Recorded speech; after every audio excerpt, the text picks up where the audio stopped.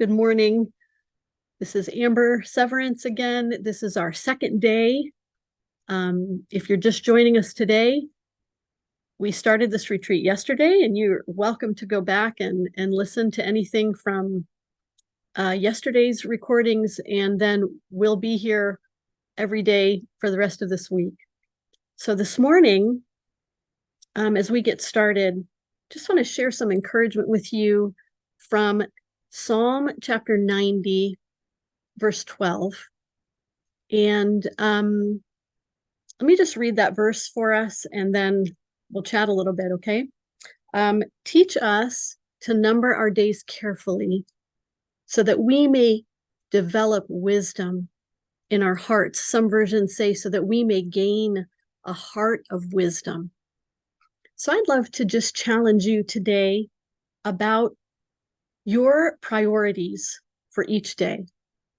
And I'm hoping that you will agree with me that one of the things that's really important is that we prioritize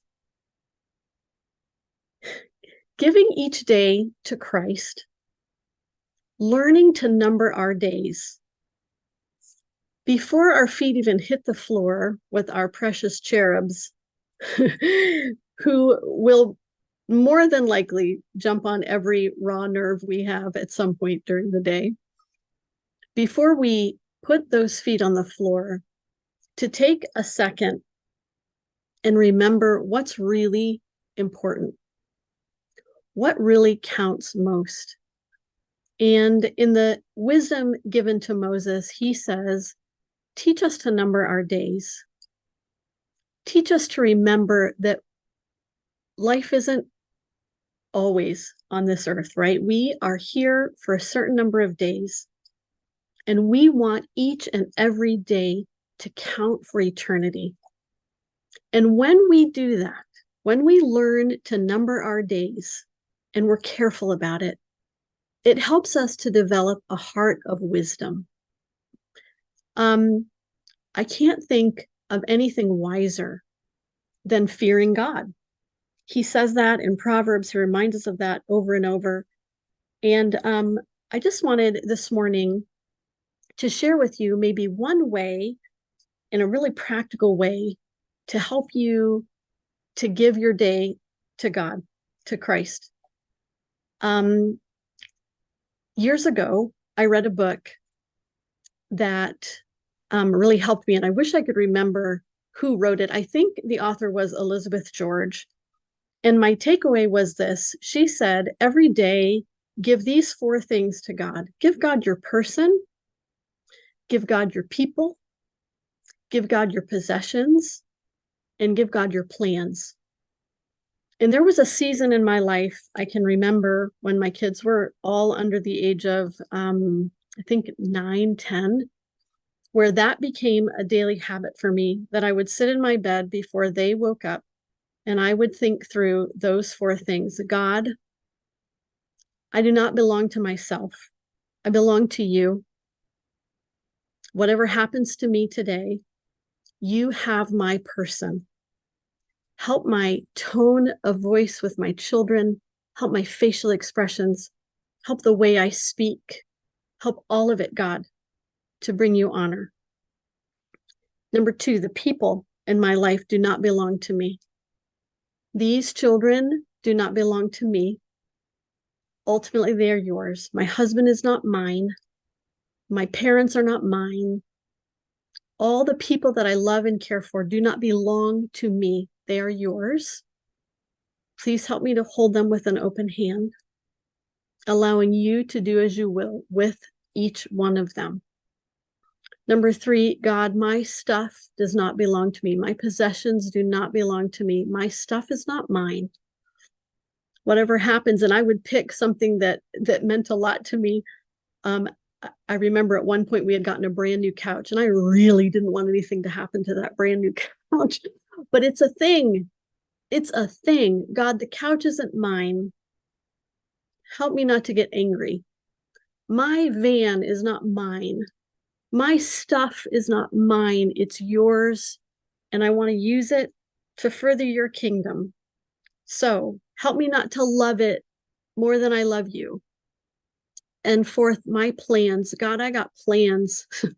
I got plans for today. I got things that I want to accomplish, stuff I want to get done.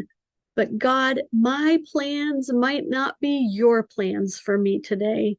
Will you please help me to hold my plans with loose hands and allow you to do what you will with my day and with my time? So, moms, as you think through your day, maybe prioritize, maybe set aside some time. It doesn't take long to whip through that list and sincerely give those things to God. Take a teeny bit of time, whether that's when you're nursing a baby or just before you conk out at night, or maybe when everybody's taking a nap or there's just some downtime. Carve out 5-10 minutes to talk to your Savior, to hear from him in his word. And for today, let this be your reminder, huh? God, teach us to number our days carefully so that we will develop wisdom, hearts of wisdom. And I hope that maybe that list of 4 things, and again, they're not original with me. I picked them up, I think, from Elizabeth George, an author from several years ago. Give God every day, give him your person, give him your people, give him your plans, give him your possessions. Let him do what's best, and don't grasp. Make it your goal to please him with the day that he's given you. Let's pray, huh? God, it is hard. Sometimes we think we know what's best. Other times we feel completely and totally incapable. But God, no matter what, will you please help us to give you our days and help us to number our days. We are not on this earth forever. We're here for a season. Our lives are like a vapor. We want to do things and live in a way that counts for all of eternity.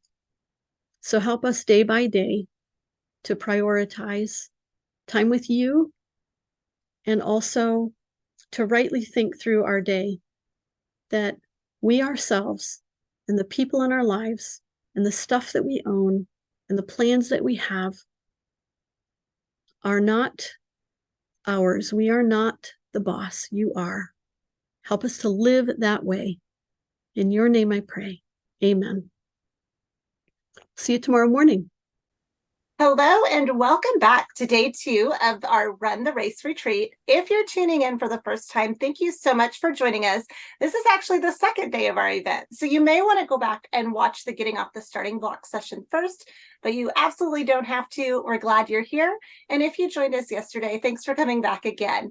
If you're watching this live, replays will be available later. So make sure to interact with us in the comments. No matter when you're watching, we will still check those comments, even if you're watching it a year from now. So we want to hear from you. And if you have any questions, let us know.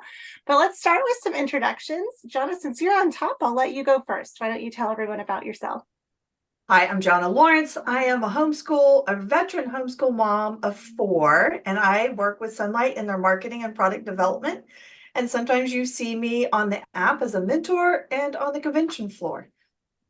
Yeah, Jonna wears many hats. Thank you so much for being here. Lisa, what about you? I am also a veteran homeschool mom. I started with Sunlight in about 2005 when my daughter was partway through kindergarten. I tried it on my own first, didn't work out well. So I also work at conventions, and you'll see me on the app as the mentor. So I'm just happy to be here and be able to encourage. That is my most favorite part of my job. Yeah, I love that. Thank you so much for being here, Lisa. I am Sunny. I'm Sunlight's community manager. So I spend a lot of time talking to other Sunlighters, and I am an active homeschool mom. My kids are currently 14 and 9. I have one daughter and one son, and I have homeschooled them since preschool, but I consider myself an accidental homeschooler. I only planned to do it for a year or two, and here I am all these years later, still doing it with plans to go all the way through. And a big part of that was encouragement that I received early on in my journey, as well as how easy Sunlight is to use. So I love getting the word out that anyone can homeschool, and I think it's a great education option.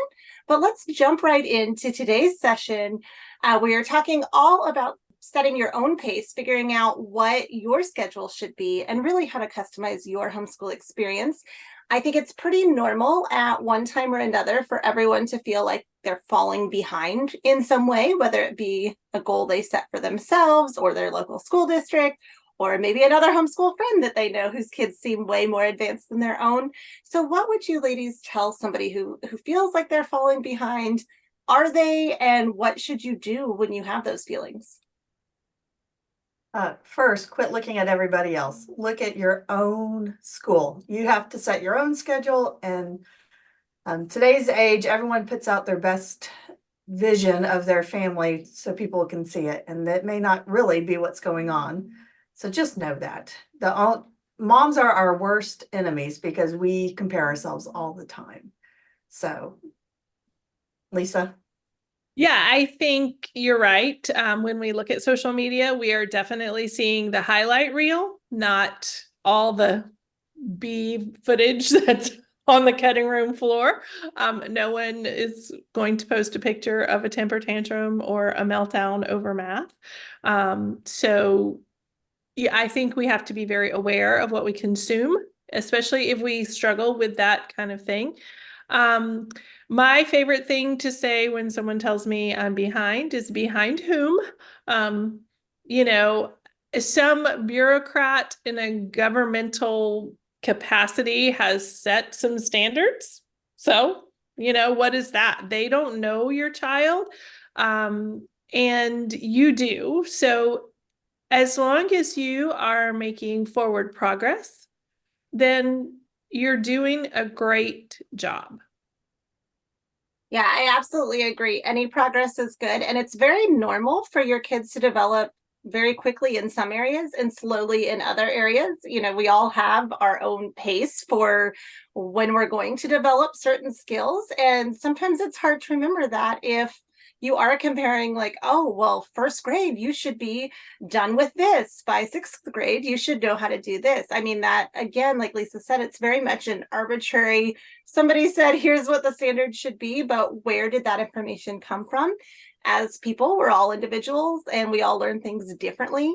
So the longer I have homeschooled, have really worked hard to just let go of the typical school schedule. Just because schools in my local neighborhood start on, August 9th or whatever the day is, it's always somewhere in that first or second week of August, doesn't mean I have to start school at that time. Or just because they finish by Memorial Day doesn't mean I have to finish by that time. Really, my goal has always been, let's just do the next thing, pick up the next book, just start going. Sometimes that means we go way faster than how it's listed in the Sunlight Instructor's Guide. Other times that means it's way slower, or it might be grabbing a read aloud as we head out the door somewhere, and that's the only school we're doing that day. So I will assure you that it is okay. You will still get the things done, even if it doesn't look exactly like you think it should or would. And absolutely, like you both said, quit looking at what everybody else is doing. You have to figure out what's best for your own children. And something important to remember is a lot of times the deadlines we place on ourselves or our requirements for a good school year are self-imposed. I know I'm very much a perfectionist. So in my mind, there's a right way to do lots of things.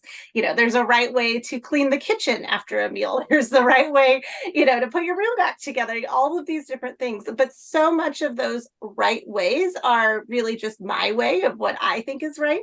And so how do you let go of kind of those self-imposed, whether it's you, your spouse, grandma, a friend who says, oh, your kid should be doing this. How do you let go of those things and then determine what's actually important and what's going to work for your children? Well, I think a huge part of that is to check in with the Lord. He's given you these children, He's given you this calling to homeschool them. And in the end, He's the one you have to answer to. So I personally had a lot of opposition in my family. My mother was not a fan of the fact that my children were not in school. And, it's one of those pass the bean dip kind of things. You just can't engage in those kind of conversations.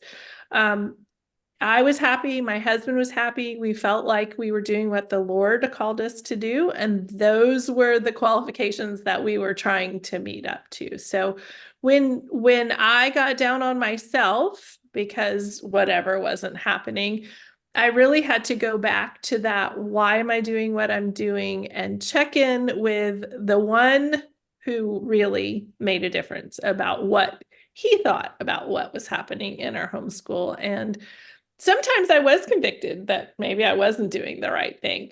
But most of the time, what I was reminded of by the Holy Spirit was this is a long-term situation. It doesn't matter that you're not writing in cursive by 8 3/4 or whatever that was, that it's okay. And he was pleased. Lisa, I agree. It's all about the heart. And you talked about you and your husband. And Sunny, you talked about being a temporary when you first started or an accidental homeschooler. My husband informed me when my oldest was like 2 and said, we're going to homeschool. And I said, no, I'm not doing that. I looked for reasons to not be homeschooling. My parents always said, when are they going in real school? But at some point early, I made the conviction. My husband said, we're going to do it. And I went with my husband because he felt the Lord had led us to do this. I didn't feel equipped. I didn't feel like I could do it. And so I had to quit looking at what was expected by grandparents to be done, what was expected by the public schools, the private schools, and just keep, as Lisa said, just keep doing one day forward. And guess what? None of my kids graduated late. They never were truly behind. We might do school more than 180 days to get it all done, but we did. And I just didn't worry about the schedule. You just, watch, keep your eye on the Lord, keep Him in the focus, walk along with your spouse, and it'll come. Yeah, I love what you said too about you didn't feel equipped and you were looking for reasons why it shouldn't work or was it going to work, but God and the Holy Spirit got to you essentially at the end of that, and you realized, oh wait, I can do this and it is going to work, and we have to do our own thing. And I think sometimes that is hard because we are so worried about what the world's expectations of us are, or what are other people going to say, especially if it is somebody close to you. But I think that is so important to remember that when you're homeschooling your children, God's going to equip you with everything that you need to do that and to keep moving. And nobody loves your children like you do. So no matter what, if they are behind in something and need remedial work, you want what's best for them. So it's oftentimes you're going to be able to provide the additional help they need, the one-on-one instruction that they may or may not get in school anyway.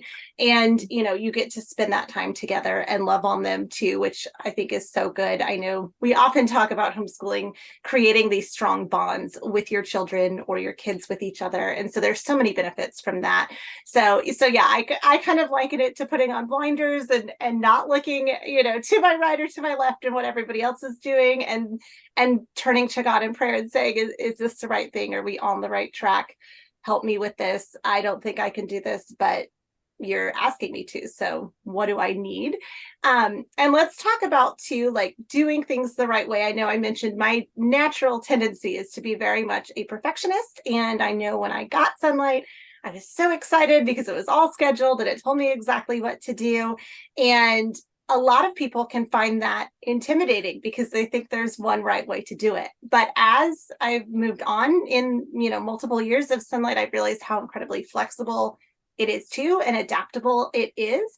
So let's talk about that. Like, is there only one right way to homeschool or to homeschool with Sunlight? And what are some options if you feel like everything just seems like too much, or there's no way that it's going to work for your student? Well, one, you're right. There is more than one way to homeschool. So long as you're putting your kid first and what they need first for school. I think that is your one way for all homeschooling.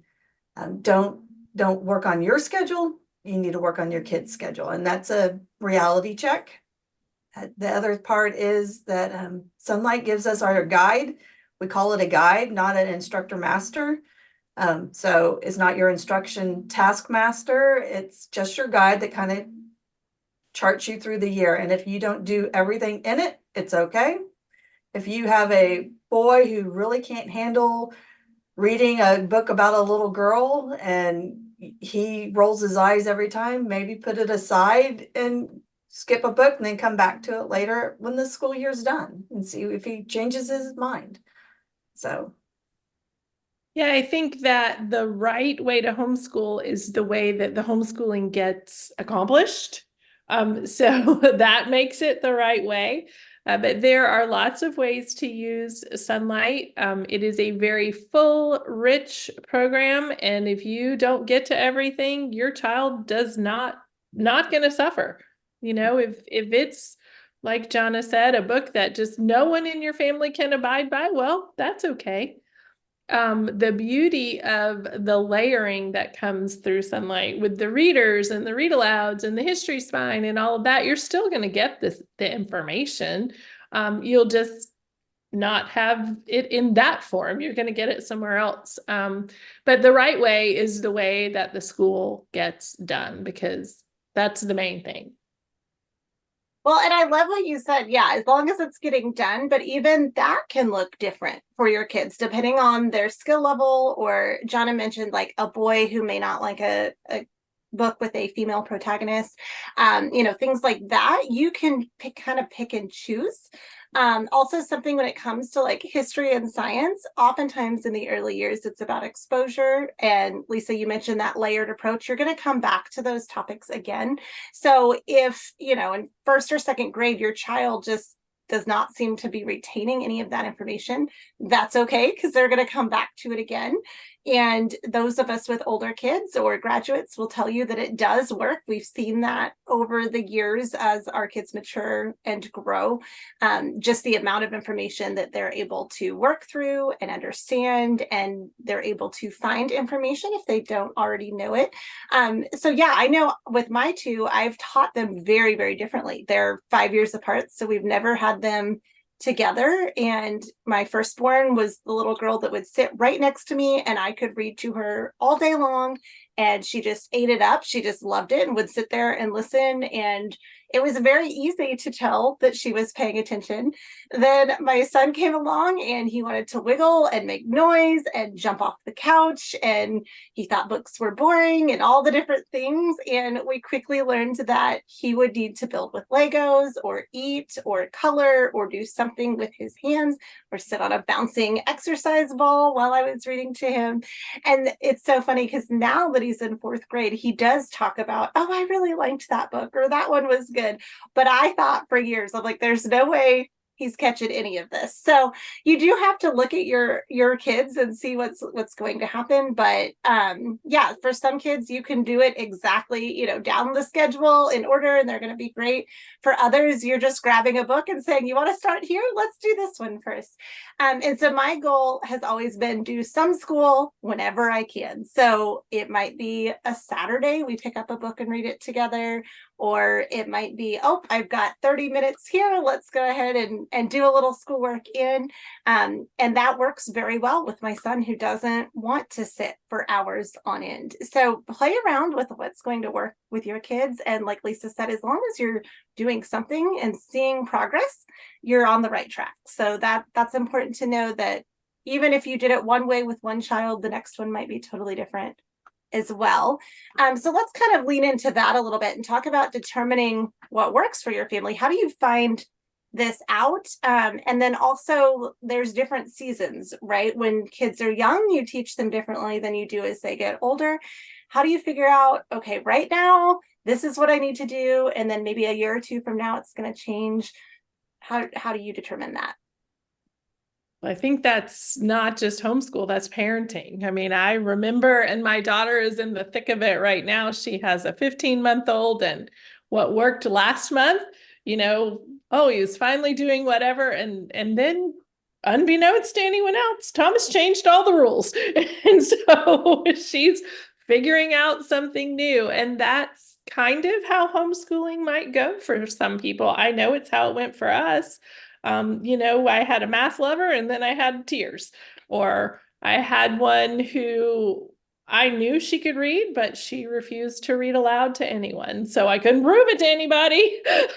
So it's trial and error. And I tell my firstborn all the time, I mean, I've apologized a million times to him. I'm sorry. I've never been the mom of a 12-year-old boy before. I'm sorry. And I still say that to my kids as adults when they come to me. I'll be like, well, I'll give it a shot, but I've never been the mom to a 23-year-old mom who lives 4,000 miles away from me or whatever. We're all just giving it our best shot. And so sometimes you might have to try quite a few things before you figure out what sticks. And then those rascally kids are going to change it anyway. But I think a great source of information of things to try is our app, our Facebook community, our mentors, your friends who are homeschooling, that kind of thing. So you just got to find out some things and give it a whirl. I agree with Lisa. She's talking, and I was starting to already calculate. I'm like, you need to find a community. You got to find another mom.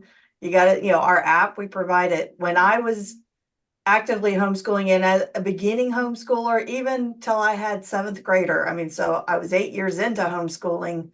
I had a mom that had come alongside me and I could just call her and it's like, is it normal that the boys want to do this? Is it normal to want to run away some days? Is it normal?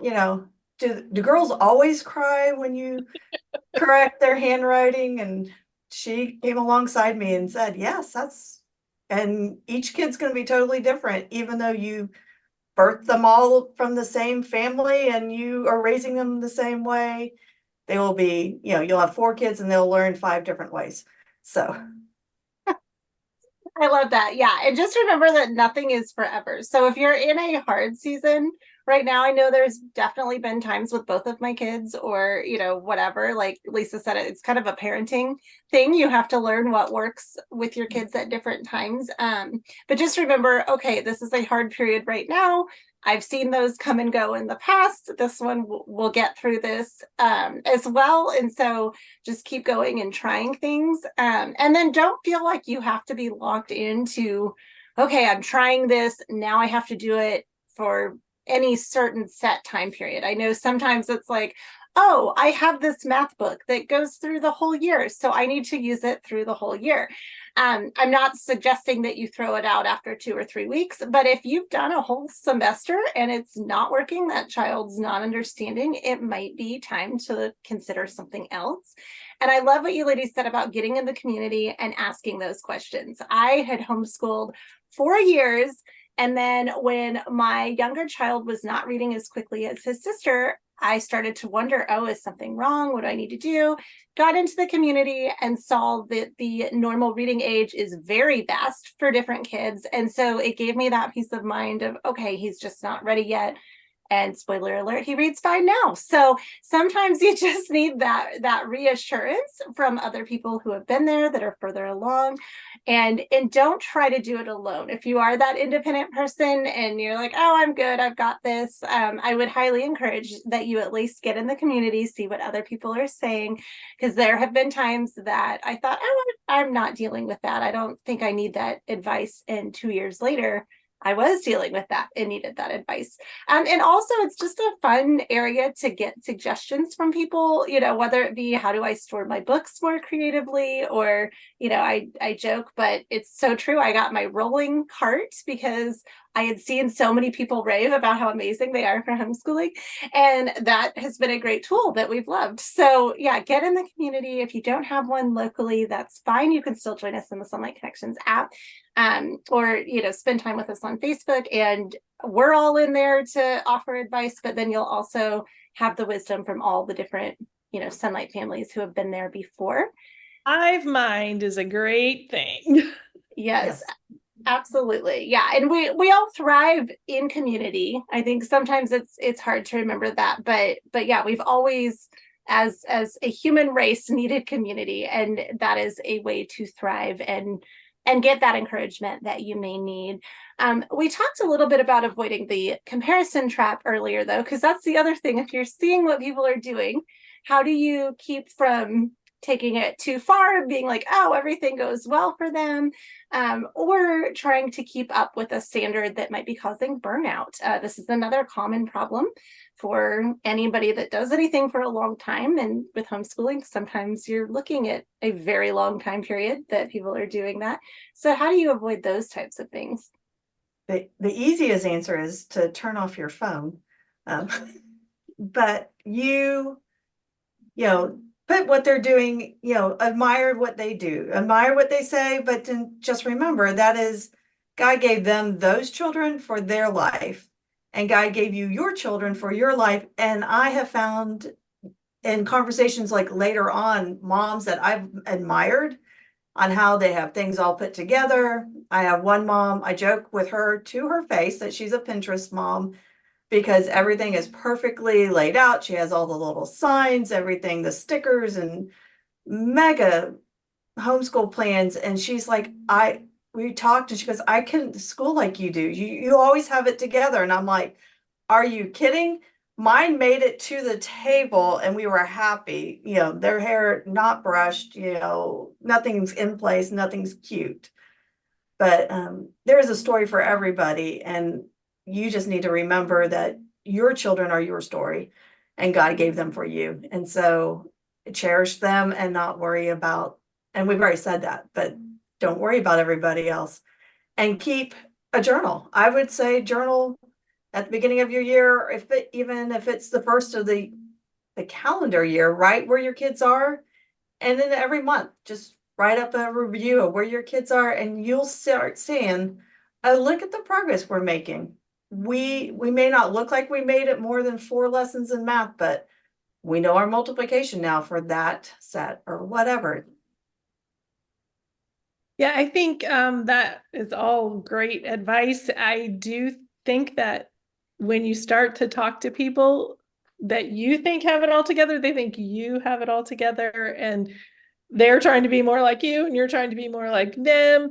So I think it is important just to, like Sunny said, put your blinders on. Don't look to the right, don't look to the left, stay in your lane, run your own race. All of those tired expressions that we have, they are good words.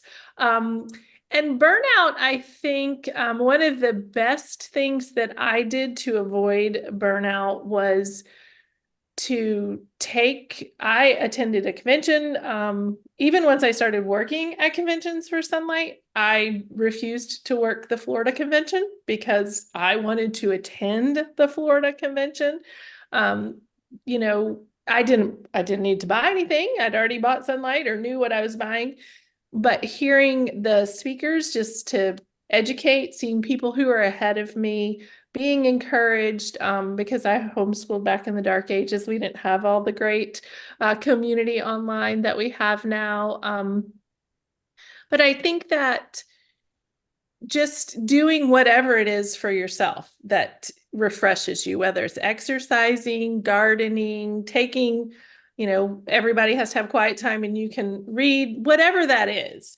You can't be so focused on homeschooling that you lose yourself, because that is a recipe for burnout, which is not good. If you're burnt out, it's just going to roll downhill. Everything's going to go the way of that.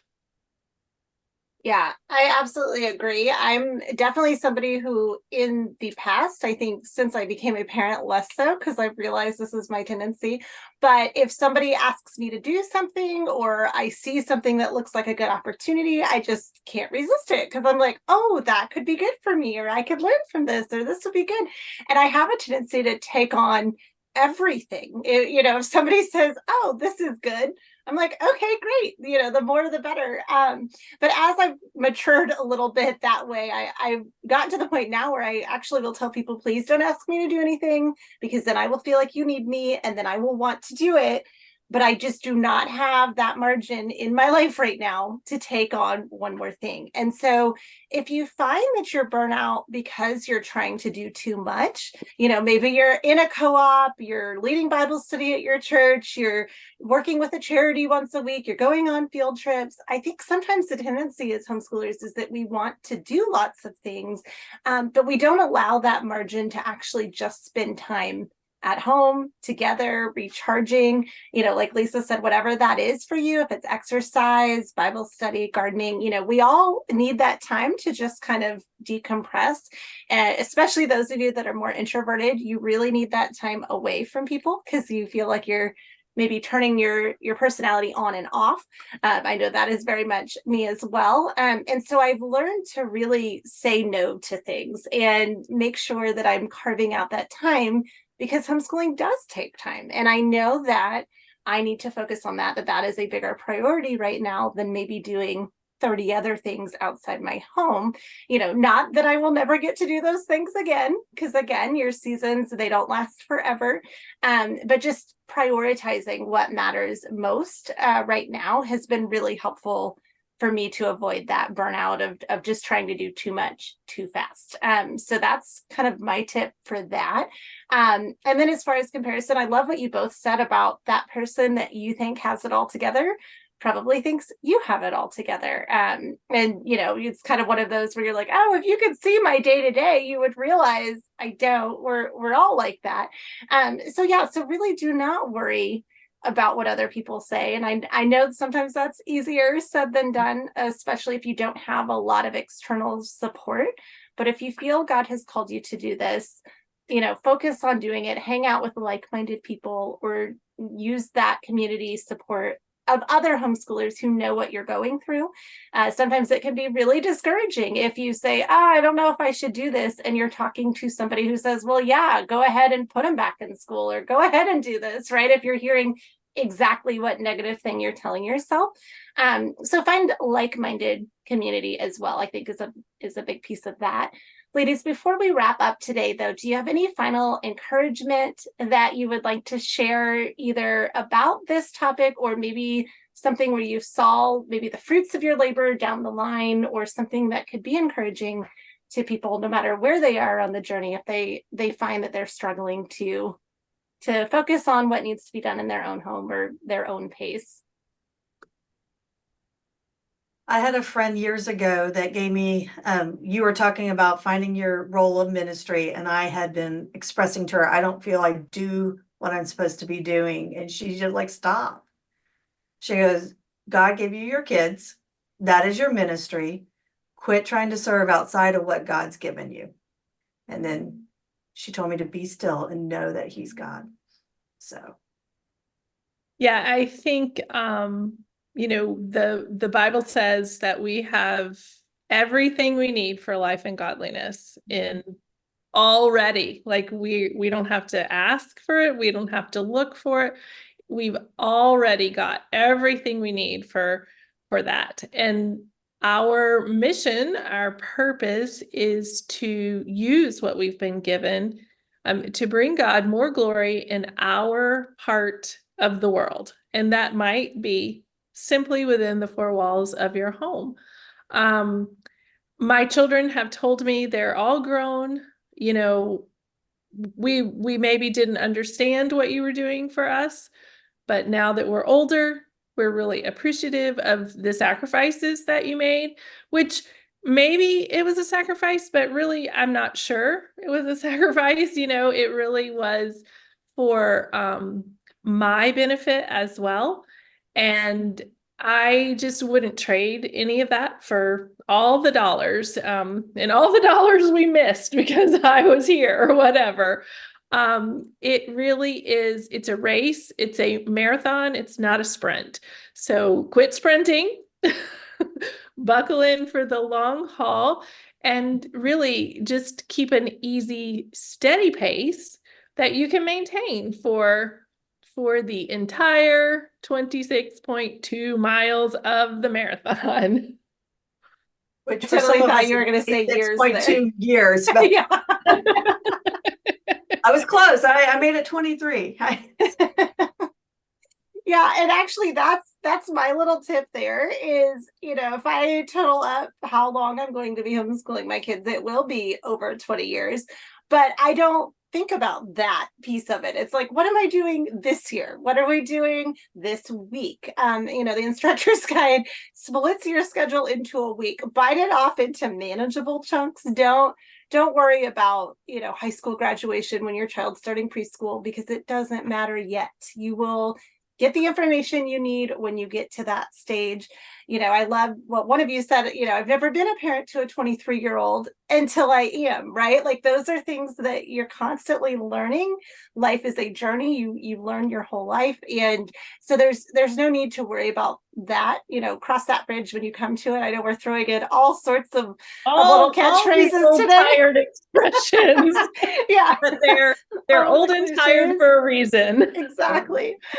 Yeah. So just remember that, focus on God gives us our daily bread. So focus on what are we doing today? What's going on right now? And already I'm seeing results in my kids. I was listening to my daughter. She's in a Zoom book club with other homeschool kids. And I was listening to her earlier today. And I was like, wow, she's so mature and articulate. And I'm seeing all of these things that I never could have imagined when she was that little 3-year-old that, read me the story.